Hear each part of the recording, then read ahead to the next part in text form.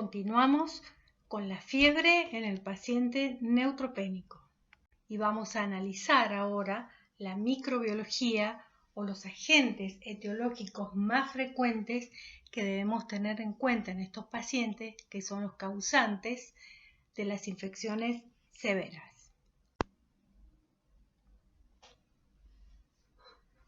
En los pacientes neutropénicos febril, como venimos analizando, las infecciones son las complicaciones más frecuentes. Y dentro de ellas, las infecciones bacterianas son las que se presentan en los estadios más tempranos de la neutropenia.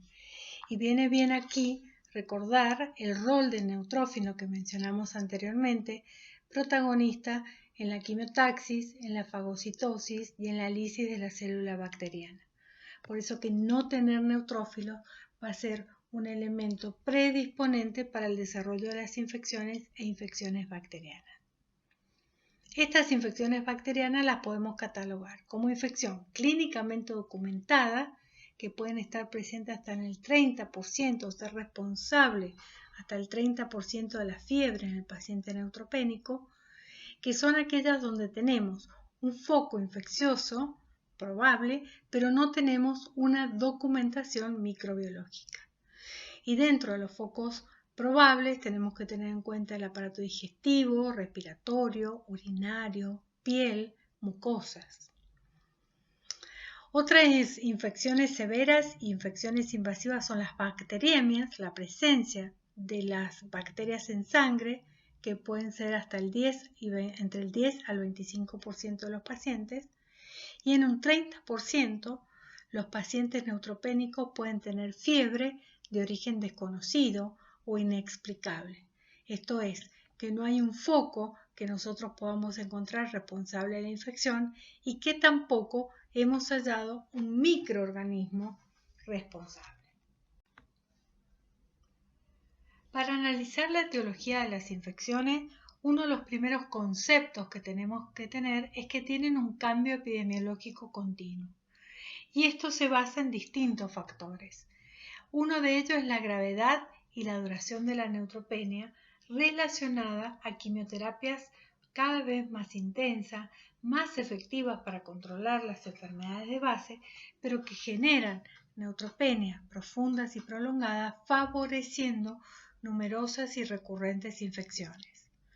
También a factores relacionados con el propio huésped, a la estadía hospitalaria. Sabemos que a mayor día de internación, mayor posibilidad de colonizarse con microorganismos con resistencias a los antibióticos, la presencia del catéter venoso central, que favorece infecciones por microorganismos en general de la piel, y la misma presencia de la mucositis, que favorece que la flora normal del organismo pueda transformarse en invasora.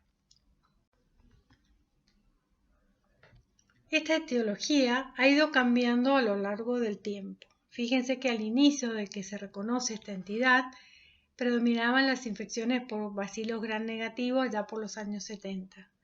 En los años 90 las infecciones predominan por cocos gram positivo con la introducción del uso de catéteres y distintos dispositivos, para llegar al año 2000, donde hasta el 70% de las bacteremias eran por cocos gram positivos. Pero fíjense, en la actualidad hay un aumento progresivo de infecciones por bacilos gram negativos, que en general tienen mucha mayor virulencia, y hay que tener en cuenta además cuál es la epidemiología local. Acá les quiero mostrar las características clínicas de un estudio que muestra episodios de bacteremias. Tienen en esta primera diapositiva las características del estudio, la población, el tipo de tumores. Ustedes después lo pueden analizar en detalle. Los resultados de este grupo en cuanto a muerte, recuperación, sepsis.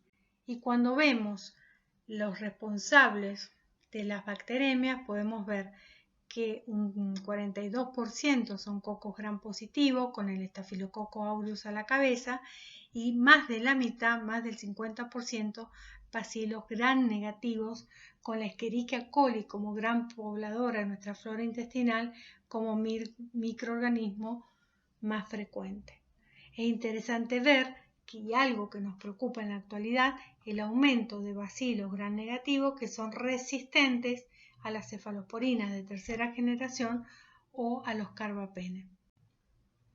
Fíjense que este grupo, relacionada la incidencia, el desarrollo de complicaciones y la mortalidad, fíjense qué diferente es la mortalidad cuando la infección es por gram positivo, que en este grupo fue un 5%, a cuando es por gram negativo, que fue del 18%. Es decir, que tener una bacteremia por gram negativo, de por sí el bacilo gram negativo altamente patógeno, asegura mayor mortalidad. Este es un estudio argentino que hizo el doctor Diego Torres, conocido en nuestro servicio, y que él analizó 68 episodios de infecciones en 44%, en el 73% eran neoplasias hematológicas, es decir, que son pacientes de alto riesgo, y él pudo documentar el foco en esta serie de pacientes. Fíjense, a la cabeza el foco cutáneo mucoso, le siguió el pulmonar, el endovascular, la vía aérea superior, abdominal y genitourinario. Fíjense qué importante es el foco cutáneo mucoso. Cutáneo relacionado a la presencia de catéter y mucoso relacionado a la presencia de mucositis. El aislamiento microbiológico fue en los neoplasias hematológicos el 38% versus los tumores sólidos del 22%. Y el grupo tuvo bacteremia en el 30% de las neoplasias hematológicas. Fíjense que esto fue significativo al compararlo con los tumores sólidos. ¿Y qué etiología encontró en este grupo? Gram negativos en la Argentina. Es decir, lo que se está replicando en otros centros a nivel mundial, también lo vemos en nuestro país. Cuando nosotros tenemos bacteriemias, que decimos que son infecciones severas, invasivas, tienen mayor mortalidad y se le asocia una mortalidad cruda del 40%. Hay mayor mortalidad en las bacteremias que tienen foco infeccioso, porque no siempre ese foco se puede erradicar, se puede drenar, y esto puede hacer que las bacteremias sean persistentes. Y por supuesto, y como vimos, mayor mortalidad producida por bacilos gram negativos que por cocos gram positivos. Todos estos elementos que nosotros vamos teniendo en el paciente nos van a ayudar también en el camino a ir estableciendo los pronósticos. ¿Cuál es el desafío actual y serio? Es que hay bacilos gram negativos con multiresistencia a antibióticos claves, como son las cefalosporinas de tercera o de cuarta generación, a las fluorquinolonas, a los aminoglucósidos y a los carbapenem. De allí la importancia y la necesidad de conocer la epidemiología local.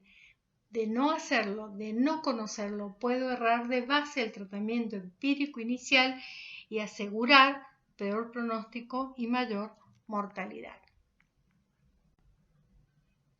Acá, simplemente para mostrarle el impacto de la multiresistencia, tenemos dos grupos de pacientes con bacteremias multiresistentes y no multiresistentes.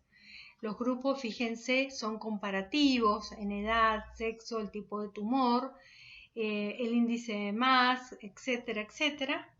Pero fíjense, vamos a esta parte, la mortalidad de una bacteremia por multiresistencia es más de la mitad de los pacientes. Fíjense la mortalidad de los que no tienen bacteremias por microorganismos multiresistentes. La recuperación es menor, la presencia de sepsis es mayor y la necesidad de, por ejemplo, ventilación mecánica es mucho mayor en este grupo, lo cual nos está asegurando el peor pronóstico de estos pacientes. Entonces, todo el trabajo que debemos hacer también en nuestro centro para trabajar en el uso adecuado y responsable del antibiótico para tener la menor resistencia antimicrobiana posible.